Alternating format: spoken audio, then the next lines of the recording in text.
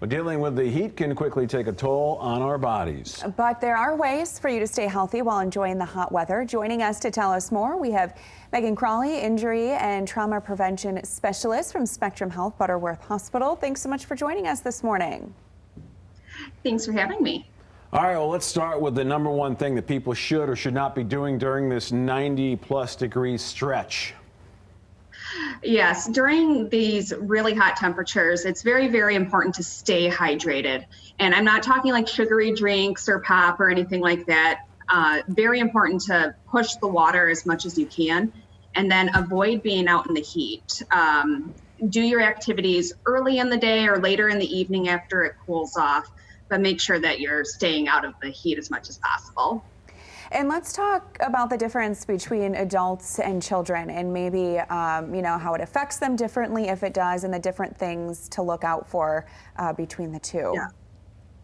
So kids are not as good at regulating their own body temperature as adults are. And so kids start seeing signs and symptoms of heat exhaustion much sooner. So it's very important to keep an eye on your children and make sure that you are pushing the water with them. If they want to play outside, let them play outside early in the day, but maybe the indoor activities would be better during the hottest part of the day.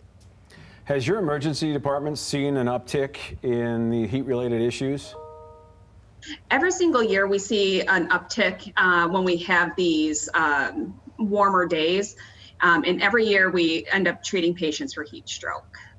And I know this weekend, it's definitely supposed to get very hot. I mean, is this something that can appear too, after you go inside, some symptoms that can happen, as the day goes on, if you did spend a lot of time indoor or outdoors earlier, if that makes sense? Yes, and it's very important to know what the signs of heat exhaustion and heat stroke are.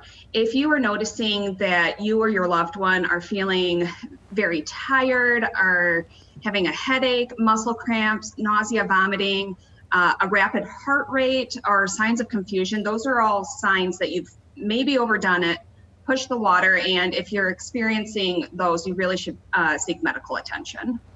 Megan, thanks for the information. We appreciate it this morning.